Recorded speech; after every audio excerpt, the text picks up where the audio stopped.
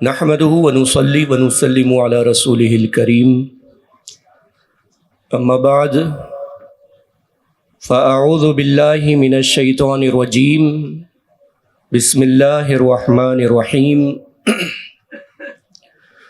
وما كان لمؤمن ولا مؤمنة إذا قضى الله ورسوله أمرا أن يكون لهم الخيرة من أمرهم صدق الله العظيم الصلاة والسلام عليك يا رسول الله الصلاة والسلام عليك يا حبيب الله الصلاة والسلام عليك يا نبي الله وعلى آلك وأصحابك يا نور الله صلی اللہ تعالی علیہ وسلم۔ شمع رسالت کے پروانوں، میرے پیارے آقا صلی اللہ تعالی علیہ وسلم کے پیارے دیوانوں،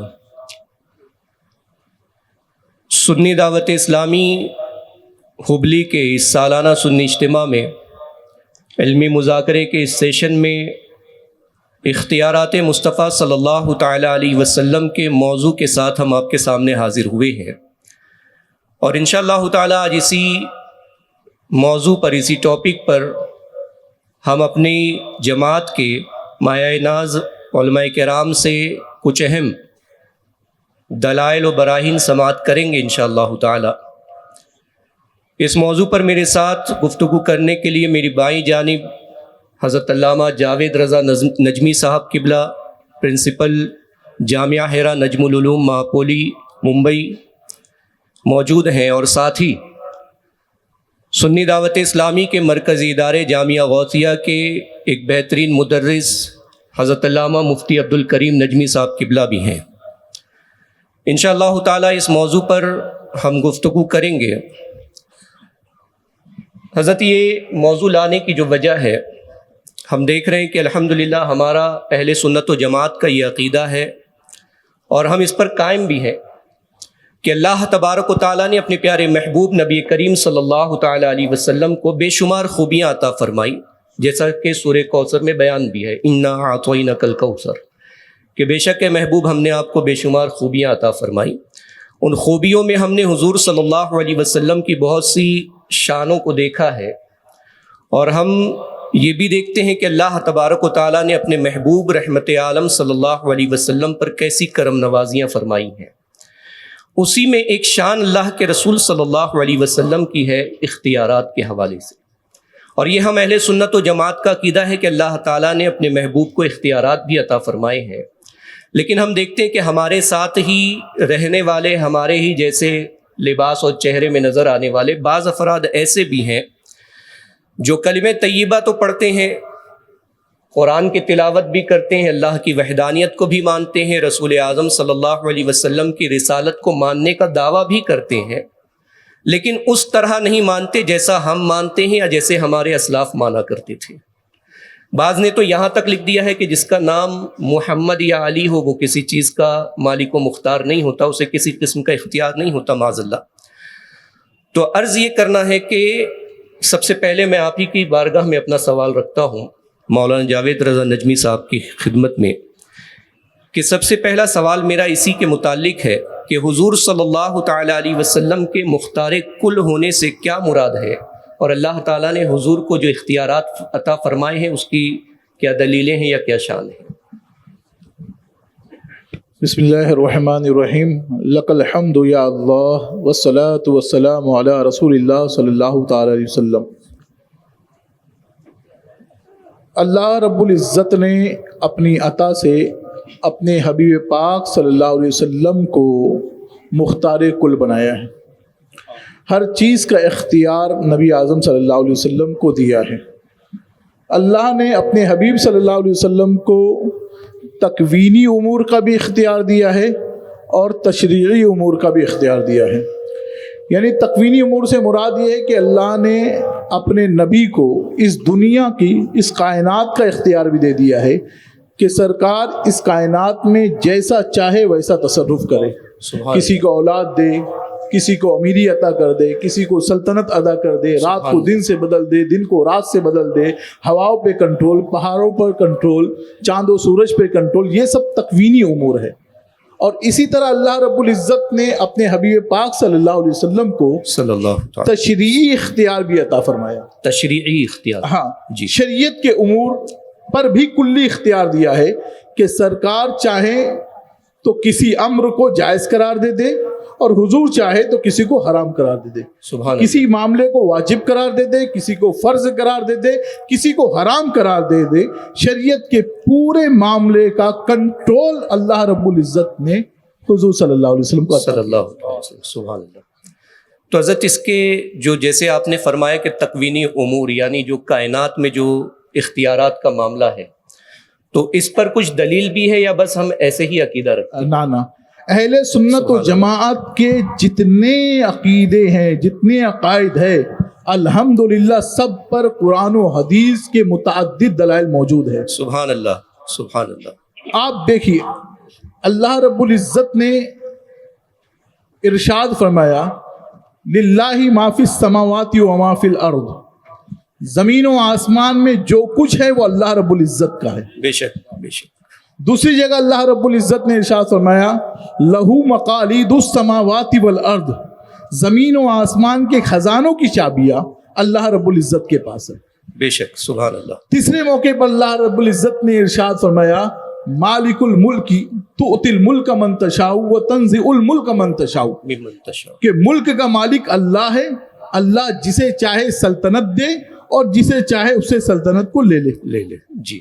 اب یہ تو پتا چلا کہ تمام خزانوں کا، دنیا، زمین، آسمان، تمام خزانوں کا مالک کون ہے؟ اللہ۔ اختیار کس کے پاس ہے؟ اللہ رب العزت کے پاس۔ چابیاں کس کے پاس ہے؟ اللہ رب العزت کے پاس۔ تو اللہ نے یہ خزانے، یہ چابیاں کسی کو دی ہے یا اپنے پاس رکھی ہے؟ وہ کیسے پتا چلے؟ حدیث رسول کی طرف رخ کرو۔ سبحان اللہ۔ بخاری شریف کی حدیث ہے، رسول اعظم صلی اللہ علیہ وسلم ارشاد فرماتے ہیں انی اوتیت مفاتیح خزائن الارض، مجھے زمین کے تمام خزانوں کی چابیاں دے دی گئی ہے۔ سبحان اللہ۔ اور دوسری جگہ ارشاد فرمایا کہ اللہ رب العزت نے میرے لیے زمین کو سمیٹ دیا، یہاں تک کہ میں نے مشرقی حصوں کو اور مغربی حصوں کو، دونوں حصوں کو دیکھ لیا ہے۔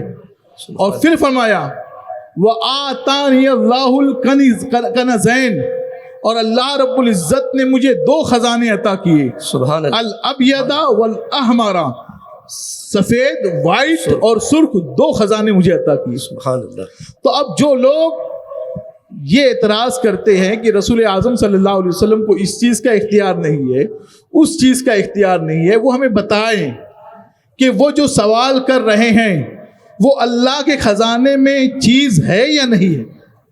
اللہ اس کا مالک ہے یا نہیں ہے؟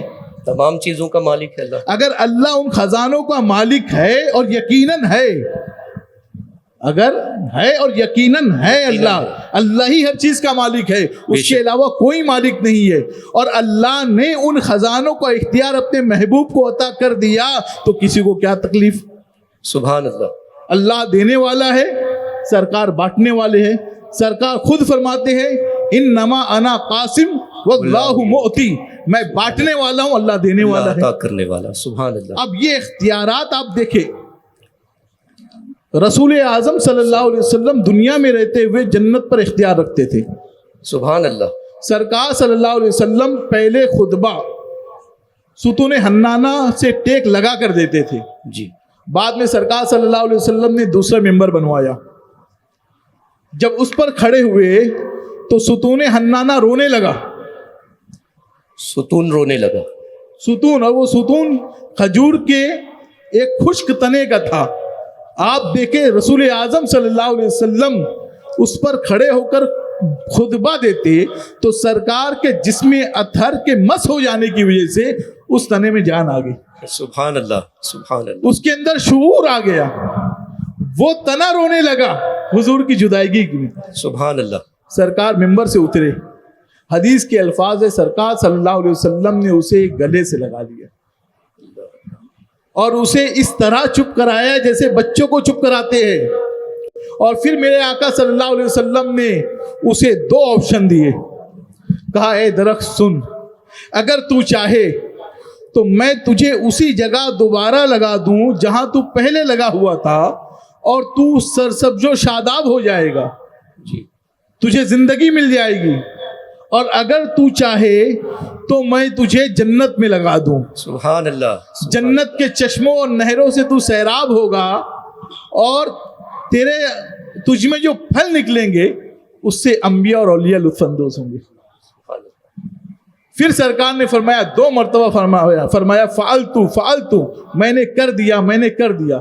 صحابہ نے پوچھا یا رسول اللہ فعلتو آپ نے کیوں کہا؟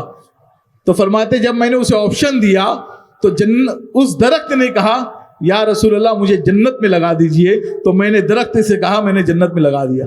سبحان اللہ. اب آپ مجھے بتائیے، ایک درخت اسے اتنی سمجھ ہے کہ جو نبی مجھ سے سوال کر رہا ہے اسے اتنا اختیار ہے، اتنا پاور ہے کہ وہ مجھے جنت میں لگا سکتا ہے، لیکن اشرف المخلوقات کا دعویٰ کرنے والی قوم میں سے بعض افراد یہ کہتے ہیں سرکار کو اختیار نہیں. اللہ اللہ، کتنے افسوس کی بات ہے. اسی طرح آپ دیکھیں روایتوں میں ملتا ہے کہ حضور صلی اللہ علیہ وسلم نے حضرت علی کے لیے سورج کو پلٹا دیا. اسی طرح جب کفار آپ کے پاس آئے، سایہ ستہ کی حدیث مبارک ہے، انہوں نے مطالبہ کیا کہ اگر آپ نبی ہے چاند کو 2 ٹکڑے کر کے دکھا دیجئے. میرے آقا نے چاند کو اشارہ کیا، چاند 2 ٹکڑے ہو گیا. سبحان اللہ. میرے آقا کا اختیار دیکھیے، پاور دیکھیے کہ چاند و سورج دونوں پر اختیار ہے. اسی کو امام عشق و محبت کہتے ہیں. سورج الٹے پاؤ پلٹے، چاند اشارے سے ہو چاک، اندھے نجری دیکھ لے قدرت رسول اللہ کی. سبحان اللہ. اسی طرح میرے آقا صلی اللہ علیہ وسلم کا اختیار دیکھیے آپ کہ میرے آقا تخلیق الماء پر بھی قادر ہے، پانی پیدا کرنے پر بھی قادر ہے. دنیا کی کوئی کمپنی، کوئی انسان پانی نہیں پیدا کر سکتا ہے، لیکن میرے آقا یہ کر سکتے ہیں. صلح حدیبیہ کے موقع پر صحابہ کرام سرکار کی بارگاہ میں تشریف لائے. عرض کیا یا رسول اللہ صلی اللہ علیہ وسلم پانی ختم ہو گئے ہیں، وضو کرنے کے لیے پانی نہیں بچے ہیں، پینے کے لیے پانی نہیں بچے ہیں، کچھ کرم کرے. میرے آقا نے فرمایا تھوڑا بہت پانی ہے، کچھ پانی ہے؟ تو کہا کچھ قطرے پانی ہے. تو فرمایا لے کر آؤ. ایک کٹورے میں چھاگل میں پانی لایا گیا. میرے آقا نے اپنا دست مبارک اس میں رکھنا تھا کہ انگلیوں سے چشمے روا ہو گئے. سبحان اللہ. پانی نکلنے لگا. میرے آقا امام عشق و محبت سیدی اعلی حضرت ارشاد فرماتے ہیں انگلیاں ہے فیض پر، ٹوٹے ہے پیاسے جھوم کر، نہ دیا پنجاب رحمت کی ہے یاری واہ واہ. سبحان اللہ. حضرت جابر اس حدیث کے راوی ہے، وہ فرماتے مجھ سے پوچھا گیا، راوی نے پوچھا کہ یہ بتائیے آپ کتنے لوگ تھے؟ تو حضرت جابر فرماتے اگر ہم 1,00,000 ہوتے تو وہ پانی ہمیں کافی ہو جاتا. سبحان اللہ. حالانکہ ہم 1500 تھے. سبحان اللہ. سبحان اللہ. تو آپ دیکھیں پانی پر بھی میرے آقا کی قدرت ہے. یہی نہیں، جنت پر بھی میرے آقا کی قدرت ہے، درختوں پر بھی میرے آقا کی قدرت ہے، ہواؤں پر بھی میرے آقا کی قدرت ہے. تم جس چیز کو شمار کرو گے ان سب پر میرے آقا کی قدرت ثابت ہو جائے گی. سبحان اللہ. سبحان اللہ. بہت پیاری گفتگو تھی حضرت کے تکوینی اختیارات کے حوالے سے. بہت بہترین دلائل آپ نے قرآنی آیات اور احادیث کریمہ کی روشنی میں بیان کیے. اسی پر امام عشق و محبت کا ایک شعر یاد آتا ہے جو آپ نے خزانوں کی بات کی تھی کہ میں تو مالک ہی کہوں گا کہ ہو مالک کے حبیب. میں تو مالک ہی کہوں گا کہ ہو مالک کے حبیب، یعنی محبوب و محب میں نہیں میرا تیرا. سبحان اللہ. یہ تکوینی امور کے حوالے سے گفتگو تھی. اب جیسا کہ حضرت نے تشریعی امور کے حوالے سے بھی بیان کیا کہ حضور صلی اللہ علیہ وسلم کو کچھ تشریعی اختیارات بھی دیے گئے ہیں، یعنی حضور چاہیں تو حلال جو چیز ہے اسے روک لیں، حرام کو حلال کر دیں، مباح فرما دیں، یا شریعت کے معاملات میں بھی حضور صلی اللہ علیہ وسلم اختیارات فرماتے ہیں. تو اب میں حضرت مفتی عبد الکریم نجمی صاحب قبلہ کی خدمت میں یہ معروضہ رکھوں گا کہ حضرت تشریعی امور کے حوالے سے کیا دلائل و براہین ہیں، آپ اسے بیان فرمائیں. معزز سامعین کرام السلام علیکم ورحمۃ اللہ وبرکاتہ. نحمدہ ونصلی علی رسولہ الکریم، اما بعد فاعوذ باللہ من الشیطان الرجیم، بسم اللہ الرحمن الرحیم. وما آتاکم الرسول فخذوہ وما نہاکم عنہ فانتہوا صدق اللہ مولانا العظیم۔ معزز سامعین کرام، جیسا کہ ابھی آپ نے سماعت فرمایا کہ اللہ عز و جل نے اپنے حبیب لبیب صلی اللہ علیہ وسلم کو مختار کل بنایا، امور تکوینیہ اور تشریعیہ کا اختیار دیا۔ تکوینیہ سے متعلق دلائل آپ نے حضرت معاذ صاحب سے سماعت فرمایا۔ اسی طرح اللہ عز و جل نے رحمت عالم کو کچھ نہیں تمام امور تشریعیہ کا اختیار عطا فرمایا ہے، سبحان اللہ، اور اس پر متعدد نصوص قرآنیہ، احادیث نبویہ صراحت کے ساتھ پائی جاتی ہیں، جن میں اس بات کا صراحت کے ساتھ ذکر ہے کہ اللہ نے اپنے حبیب کو اختیار دیا کہ جس کام کو چاہیں آپ فرض کر دیں، جس کو چاہیں واجب کر دیں، جس کو چاہیں مباح کر دیں، جس کے لیے چاہیں رخصت دے دیں، حرام میں بعض کی تخصیص کر دیں، بعض کے لیے حلال کر دیں۔ اور اسی طرح اللہ کے رسول سرور کائنات صلی اللہ علیہ وسلم کو یہ بھی اختیار حاصل ہے کہ جسے چاہیں حلال کر دیں اور جسے چاہے حرام فرما دیں۔ سبحان اللہ۔ اس پر متعدد آیات قرآنیہ موجود ہیں، ان میں سے چند میں تلاوت کروں۔ سب سے پہلے تو وہی آیت جس کو حضرت مولانا عمران صاحب نے اپنے خطبے میں پڑھا، سورہ احزاب کی آیت نمبر 36، وما كان لمؤمن ولا مؤمنة اذا قضى الله ورسوله امرا ان يكون لهم الخيرة من امرهم، کہ نبی کی شان یہ ہے کہ نکاح جیسا مباح کام عورت جس سے چاہے کرے نہ کرے، لیکن رحمت عالم صلی اللہ علیہ وسلم جب حکم فرما دیں تو اس کے لیے نکاح کرنا فرض ہو جاتا ہے۔ اسی طرح اللہ عز و جل نے قرآن پاک کی سورہ توبہ میں آیت نمبر 29 میں اس بات کی وضاحت بیان کی کہ مومنوں کی نشانی یہ ہے کہ وہ اس بات کو تسلیم کرتے ہیں کہ اللہ اور رسول کسی چیز کو حرام قرار دے تو حرام ہے، جیسے اللہ کی حرام کردہ شے حرام ہے، اسی طرح حضور کی حرام کردہ شے حرام ہے۔ آیت نمبر 29 دیکھیے، اللہ عز و جل ارشاد فرماتا ہے سورہ توبہ کی آیت، وَلَا يُحَرِّمُونَهُ مَا حَرَّمَ اللَّهُ وَرَسُولُهُ۔ کفار اور منافقین کی نشانی یہ ہے کہ جسے اللہ و رسول نے حرام قرار دے دیا اس کو حرام نہیں مانتے۔ تو اس میں بھی اس بات کا ذکر ہے کہ اللہ کے رسول افعال کو، کاموں کو حرام کرتے ہیں جیسے اللہ حرام فرماتا ہے۔ سبحان اللہ۔ اسی طرح آپ دیکھیں اللہ عز و جل سورہ اعراف کی آیت نمبر 157 میں ارشاد فرماتا ہے، وَيُحِلُّ لَهُمُ الطَّيِّبَاتِ وَيُحَرِّمُ عَلَيْهِمُ الْخَبَائِثَ۔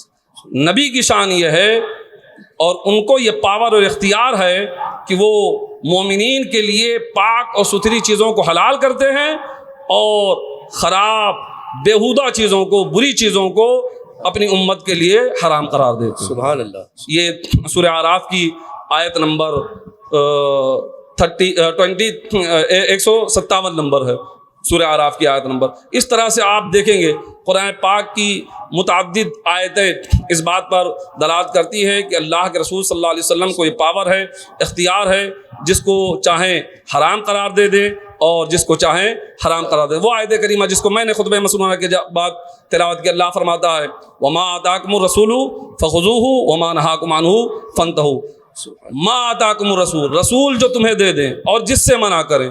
سید المفسرین سیدنا عبداللہ ابن عباس ماں کی تفسیر میں بیان فرماتے ہیں کہ اس ماں سے حلال و حرام مراد ہیں، یعنی رسول جو تمہارے لیے حلال کر دیں وہ حلال ہے اور جو حرام کر دے وہ حرام ہے۔ سبحان اللہ۔ اب آپ دیکھیے احادیث نبویہ لے لیجئے، بہت مشہور حدیث مبارکہ، حضرت اقرا بن حابس اس کے راوی ہیں۔ اللہ کے رسول سرور کائنات صلی اللہ علیہ وسلم نے خطبے میں ارشاد فرمایا، قد فرض اللہ علیکم الحج فحجوا، اللہ نے تم پر حج فرض کیا ہے تو حج کرو۔ ایک صحابی رسول حضرت اقرا بن حابس وہ کہنے لگے کہ یا رسول اللہ، کیا ہر سال حج فرض ہے؟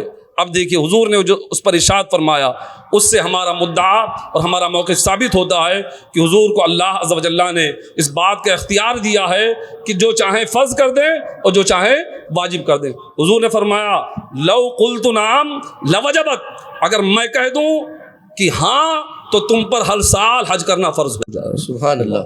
یہ رحمت عالم صلی اللہ علیہ وسلم کا اختیار ہے.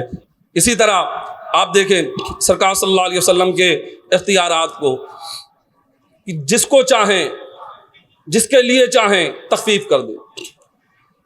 غسل میں وضو میں پیروں کو دھلنا یہ فرض ہے، لیکن رخصت امت کے لیے راحت دی اور فرمایا کہ اگر تم موزے پہنے ہو تو مسافر کے لیے 3 دن 3 رات اور مقیم کے لیے 1 دن 1 رات مسح کرنا درست ہے، جائز ہے، وہ کر سکتے. حالانکہ اللہ نے غسل کا حکم دیا، دھلنے کا حکم دیا ہے، لیکن حضور نے امت کے لیے آسانی پیدا فرمائی. اسی طرح صحابی رسول ایک صحابی دیکھیں، صحابہ کا بھی عقیدہ ہے کہ حضور کو یہ پاور ہے.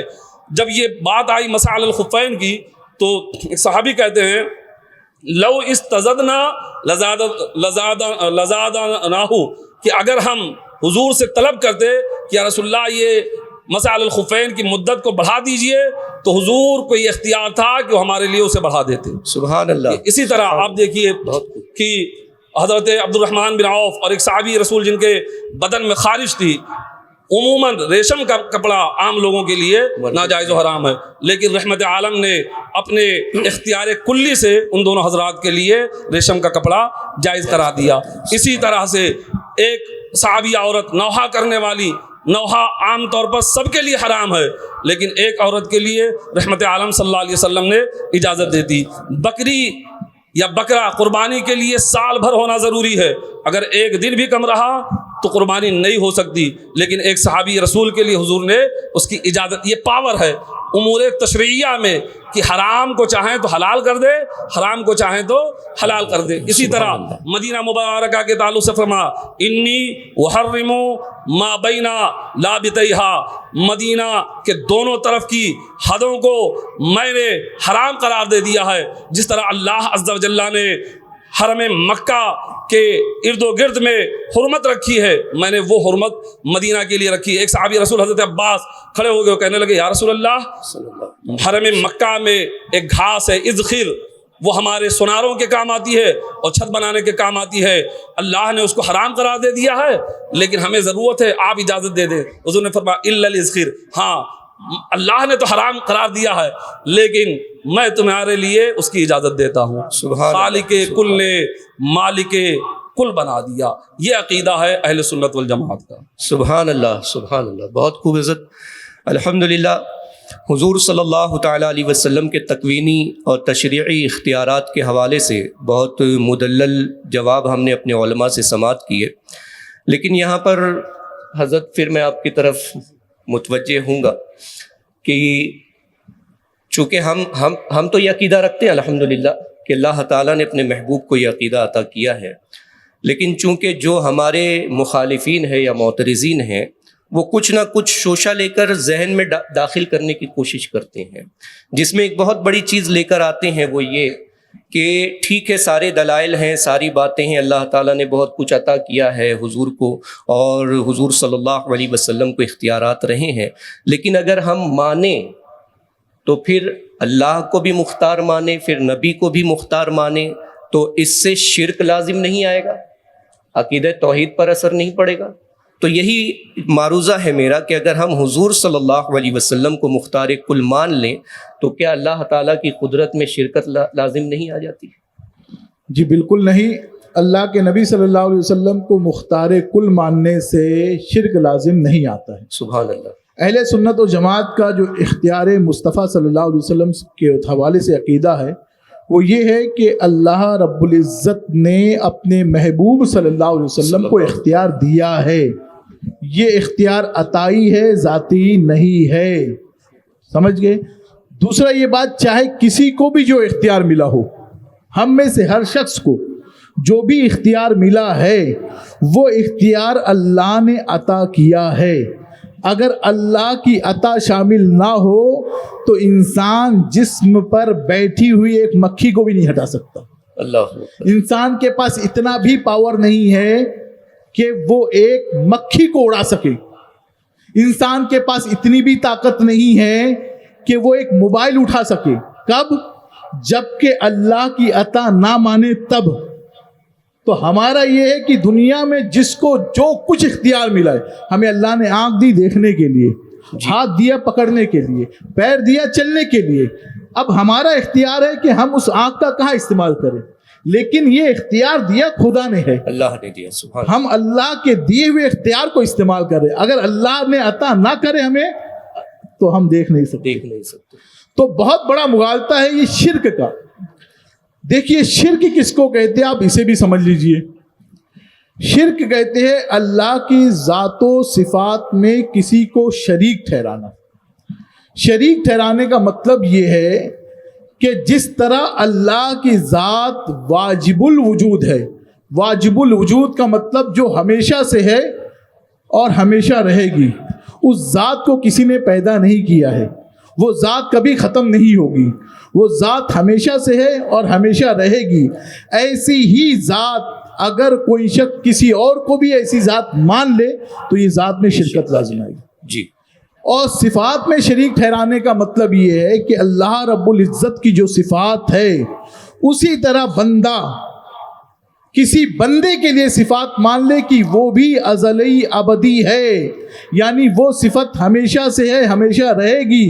وہ صفت اسے کسی نے دی نہیں ہے تو یہ شرک ہے. یہ بھی شرک ہے. یعنی اللہ کے لیے جیسا عقیدہ ہے ویسا ہی کسی اور کے لیے رکھے تب شرک ہے. اور ہم حاشا للہ, اللہ کی پناہ, ہم کبھی بھی رسول اعظم صلی اللہ علیہ وسلم کے لیے ایسی صفات نہیں مانتے ہیں, بلکہ ہم تو یہ کہتے ہیں کہ اللہ کے نبی کو اللہ نے یہ اختیارات دیے ہیں, یہ پاور دیا ہے. آپ مجھے بتائیے, اچھا یہ مغالطہ اس لیے بھی وہ ڈالتے ہیں کہ یا تو وہ سمجھے نہیں ہیں پڑھائی کے وقت, یا سمجھ تو چکے ہیں لیکن لوگوں کو گمراہ کرنا چاہتے ہیں. ورنہ علم بلاغت کا بڑا اہم قاعدہ ہے, وہ بھی پڑھتے ہیں ہم بھی پڑھتے ہیں, کہ علم بلاغت کا قاعدہ ایک حقیقت ہوتی ہے, ایک مجاز ہوتا ہے. جیسے مثال کے طور پر ہم سب ٹرین میں سفر کرتے ہیں, جب اسٹیشن آنے والا رہتا ہے تو ہم میں سے ہر شخص کہتا ہے چلو سامان پیک کر لو, اسٹیشن آ رہا ہے. حالانکہ سب جانتے ہیں اسٹیشن نہیں آتا ہے, ہم اسٹیشن جاتے ہیں. جی. ہماری ٹرین اسٹیشن پہنچ رہی ہوتی ہے, اسٹیشن کہیں نہیں آتا ہے, لیکن ہم کہتے ہیں اسٹیشن آ رہا ہے. تو جب ہم یہ کہتے ہیں اسٹیشن آ رہا ہے تو یہ مجاز ہے, اور جب ہم یہ کہتے ہیں ہماری ٹرین اسٹیشن جا رہی ہے تو یہ حقیقت ہے. کسی بہادر کو دیکھ کر اس کو شیر کہا جاتا ہے, یہ تشبیہ ہے. یہ تشبیہ ہے. اسی طریقے سے ایک شخص بہت بیمار تھا, بچنے کے چانس کم نظر آ رہے تھے لوگوں کو, پھر ایک مہینے بعد دیکھے تندرست ہو گیا, تو پوچھے رہے کیا ہوا, آپ صحیح ہو گئے؟ بولے ہاں فلاں ڈاکٹر نے مجھے صحیح کر دیا, فلاں ڈاکٹر نے مجھے شفا دے دی. شفا دینا اللہ کا کام ہے. سبحان اللہ. کسی ڈاکٹر کے اندر یہ طاقت نہیں ہے کہ بندے کو شفا دے سکے. جب اللہ شفا پیدا کرے گا تو دوا میں شفا پیدا ہوگی, ورنہ نہیں ہوگی. تو جب ہم نے کہا ڈاکٹر نے شفا دے دی مجازن, اور جب کہا اللہ نے شفا دی حقیقت. اسی طریقے سے آپ دیکھتے چلیے پرندے کو پیدا کرنا یہ اللہ کی صفات ہے, پرندے میں روح ڈالنا یہ اللہ کا کام ہے. لیکن ہم قرآن میں دیکھتے ہیں کہ قرآن نے فرمایا حضرت عیسیٰ علیہ السلام کے بارے میں, وہ احیی الموتیٰ, کہ میں پرندوں کو زندہ کرتا ہوں. کچھ لوگ آئے حضرت عیسیٰ علیہ السلام کے پاس, کہا اگر آپ نبی ہو تو معجزہ دکھاؤ. تو آپ نے مٹی سے ایک چمگادڑ کی صورت بنائی اور اس میں پھونک ماری, تو مٹی کا چمگادڑ حقیقت کے چمگادڑ سے بدل کر اڑنے لگا. سبحان اللہ. تو یہ جو حضرت عیسیٰ علیہ السلام نے پھونک مار کے زندہ کیا, یہ حضرت عیسیٰ علیہ السلام کا اختیار تھا, لیکن یہ اختیار اللہ نے عطا کیا. تو جب ہم کہیں کہ حضرت عیسیٰ علیہ السلام نے چمگادڑ بنا دیا مٹی سے, یہ مجاز ہے, اور جب کہا اللہ نے چمگادڑ بنا دیا یہ حقیقت ہے. اسی طرح آپ دیکھیں, آپ کہتے حضور کو اختیار نہیں ہے, یا حضور کو مالک و مختار نہیں. حضور رسول اعظم صلی اللہ علیہ وسلم کو اللہ رب العزت نے ارشاد فرمایا وَأَمَّا السَّائِلَ فَلَا تَنْهَرْ, محبوب مانگنے والا آئے تو اسے جھڑکو مت, جو مانگے دے دو. اب اس سوال کو صحابہ نے, سب لوگوں نے عام سمجھا کہ جو مانگنا ہے رسول سے مانگو. حضرت ابو ہریرہ رضی اللہ تعالیٰ عنہ کا معاملہ یہ تھا جو یاد کرتے تھے وہ بھول جاتے تھے. جی تو کسی ڈاکٹر کے پاس نہیں گئے, کہا یا رسول اللہ کرم کیجئے, میں جو کچھ یاد کرتا ہوں بھول جاتا ہوں. اور یہ بخاری کی حدیث ہے. بخاری کی حدیث ہے. جی سرکار نے لپ بنایا, جی کہا چادر پھیلاؤ, ایک لپ بنایا ڈالا, کہا اسے سینے سے لگا لو. حضرت ابو ہریرہ فرماتے اس کے بعد میں جو کچھ یاد کرتا ہمیشہ یاد رہتا. سبحان اللہ.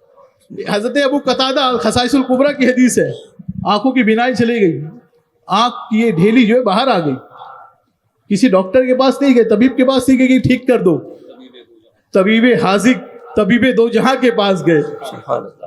کہا یا رسول اللہ میری آنکھ چلے گئی ہے, آنکھ عطا فرما دی. دنیا کی کوئی ٹیکنالوجی, یہ آنکھ کا ڈھیلا باہر آ جائے گا نا, آنکھ کے جب یہ ختم ہو جائے گا ڈھیلا پانی, تو وہ واپس نہیں کر سکتی. میرے نبی صلی اللہ علیہ وسلم نے اس آنکھ کو اپنی جگہ لگایا, آنکھ سے وہ دیکھنے لگے, اور ایسا دیکھتے کہ دوسری آنکھ سے اتنا اچھا نہیں دکھتا. سبحان اللہ. یہ صحابہ کرام جاتے تھے. تو حضور کو خود اللہ رب العزت نے فرمایا محبوب جو کچھ مانگنا ہے عطا کر دو. تو حضرت ہم جو اختیار مانتے ہیں وہ عطائی مانتے ہیں, ذاتی نہیں مانتے. اللہ کا جو اختیار ہے وہ ذاتی ہے, کسی نے دیا نہیں ہے. یہ اتنا بڑا فرق ہے کہ اس فرق کے ہوتے ہوئے کبھی بھی شرک ہو ہی نہیں سکتا. ورنہ تو یہ میرا جملہ یاد رکھ لیجئے, ورنہ دنیا کا ہر انسان مشرک ہے. دنیا میں ایک بھی انسان ایسا نہیں جو مشرک نہ ہو, کیونکہ ہر انسان ہر کسی کے لیے تھوڑا بہت اختیار مانتا ہی مانتا ہے. اور شرک کا معیار کبھی بدلتا نہیں ہے. اگر وہ ایک کے لیے شرک ہے تو زیادہ کے لیے بھی شرک ہوگا. جی اگر وہ انسانوں کے لیے شرک ہے تو فرشتوں کے لیے بھی شرک ہوگا. بالکل. تو یہ معیار بدلتا. ہم میں سے ہر کوئی کہتا ہے کمپنی کا, یہ کمپنی کے اختیار ہمارے باس کے پاس ہے, جی گھر کا اختیار والد کے پاس ہے, مدرسے کا اختیار پرنسپل کے پاس ہے, محتمیم کے پاس ہے. تو یہ کیا, یہ شرک ہو گیا معاذ اللہ رب العالمین؟ نہیں, یہ سب مجازی مانا. سبحان اللہ. یعنی اس گفتگو کا نچوڑ یہی ہے کہ مانگیں گے مانگے جائیں گے, منہ مانگی پائیں گے. سرکار میں نہ لا ہے نہ حاجت اگر کی ہے. سبحان اللہ. یعنی اللہ تعالیٰ نے اپنے محبوب صلی اللہ علیہ وسلم کو اختیارات عطا فرمائے. وہ حضور کے عطائی اختیارات ہیں, اور جو اللہ کے اختیارات ہیں وہ ذاتی اختیار ہیں. لیکن حضرت یہاں پر اب میں آخری سوال آپ کی بارگاہ میں پیش کروں. اب یہ تو عقلی بات تھی کہ جو اعتراض ہوتا ہے عقلی اعتراض تھا. اب ایک کچھ اعتراضات ایسے بھی ہوتے ہیں جو وہ قرآنی آیات ہمارے لوگوں کے پاس لے کر کے آتے ہیں. اس میں سے جیسے ایک آیت ہے لیس لک من الامر شیء او یتوب علیہم الی آخر. تو اس طریقے کی کچھ آیات لے کر آتے ہیں اور لوگوں کو یہ بتاتے ہیں دیکھو ان آیتوں سے تو پتہ چلتا ہے کہ اللہ تعالیٰ کے ہی پاس سارے اختیارات ہیں, اس نے کسی کو نہیں دیا. اور اس میں تو باقاعدہ ظاہر ہو رہا ہے کہ اللہ تعالیٰ نبی کے اختیار کا اور نبی کے پاور کا انکار فرما رہا ہے کہ آپ کے پاس تو کوئی اختیار ہے ہی نہیں. تو ایسی کچھ آیات لے کر آتے ہیں, تو ان کے ہمارے پاس کیا جواب ہے اور ان کی حقیقت کیا ہے؟ اللہ نے ان آیات کو قرآن کریم میں کیوں بیان فرمایا, آپ واضح فرمائیں.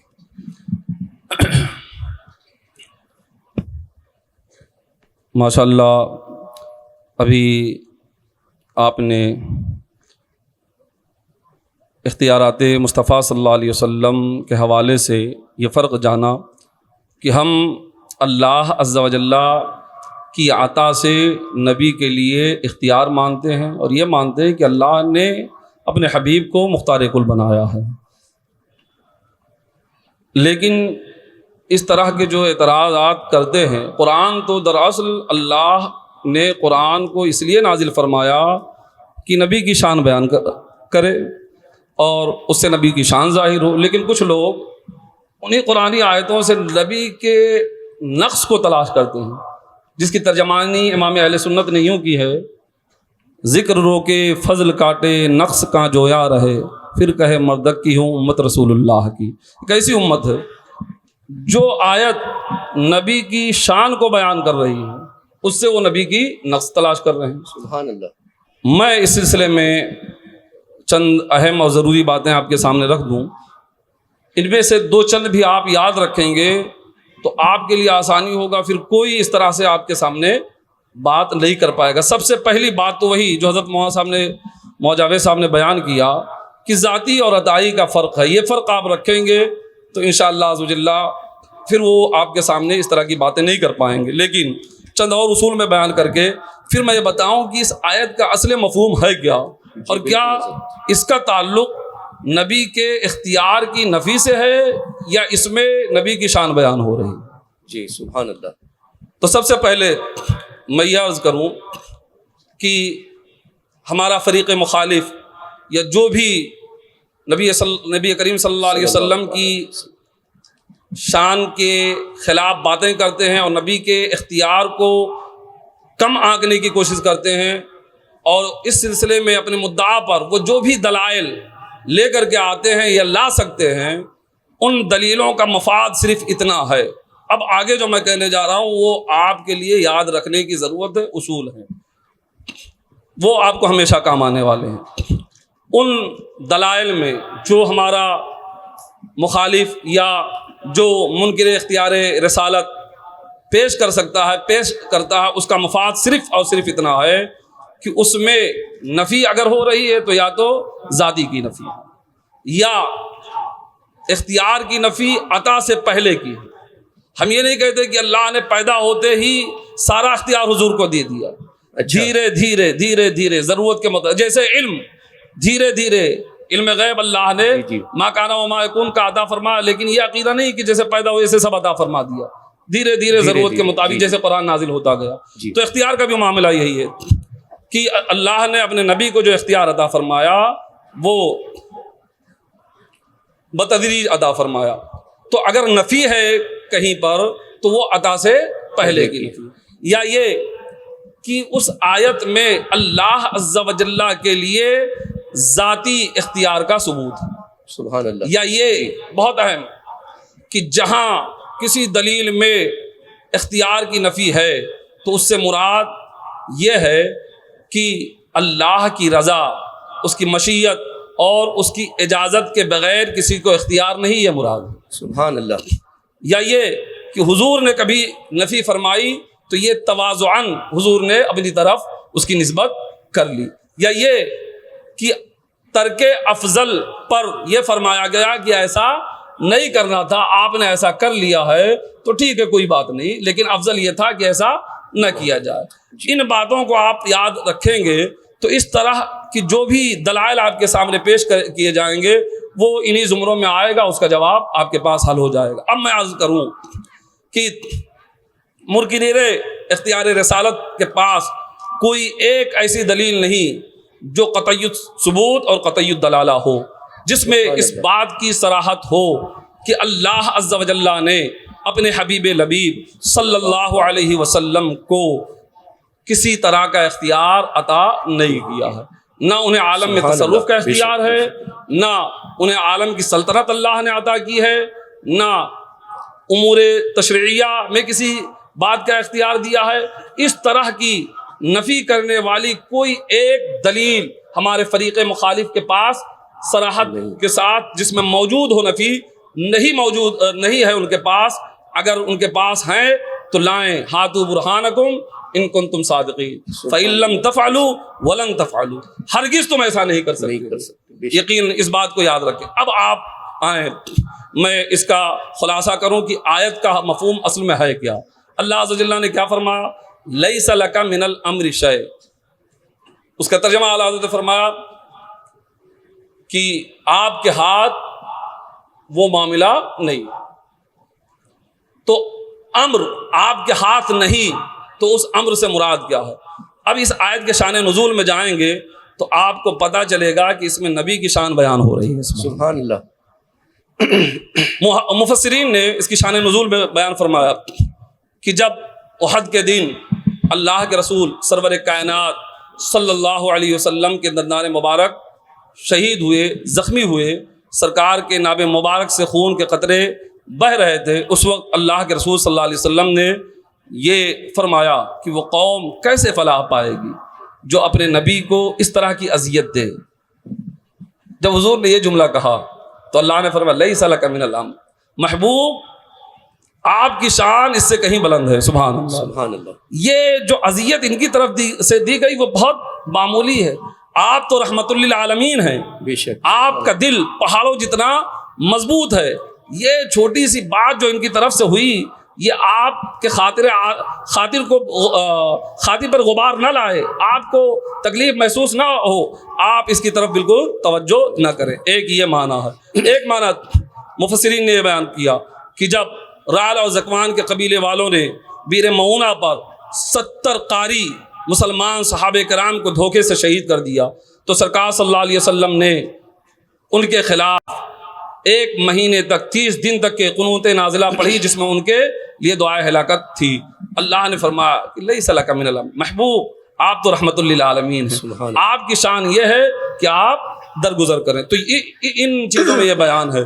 تو اس کا تعلق اختیار سے بالکل نہیں. اگر مان بھی لی جائے کہ اس میں اختیار کی نفی ہے، تو وہی اختیار ذاتی کی نفی ہے، اختیار عطائی کی نفی نہیں ہے. اللہ نے اپنے حبیب الحبیب صلی اللہ علیہ وسلم کو اختیارات عطا فرمائے ہیں. یہی اہل سنت والجماعت کا عقیدہ. سبحان اللہ سبحان اللہ. جزاکم اللہ خیر حضرت. اللہ تعالیٰ آپ سب کو جزائے خیر دے. اور ہم اسی پر اپنی گفتگو کو ختم کرتے ہیں جو ہمارے امام عشق و محبت اعلیٰ حضرت نے ہمیں عقیدہ عطا فرمایا. اصالت کل، امامت کل، سیادت کل، امارت کل، حکومت کل، ولایت کل خدا کے یہاں تمہارے لیے. وآخر دعوانا الحمد للہ رب العالمین. السلام علیکم ورحمۃ اللہ وبرکاتہ.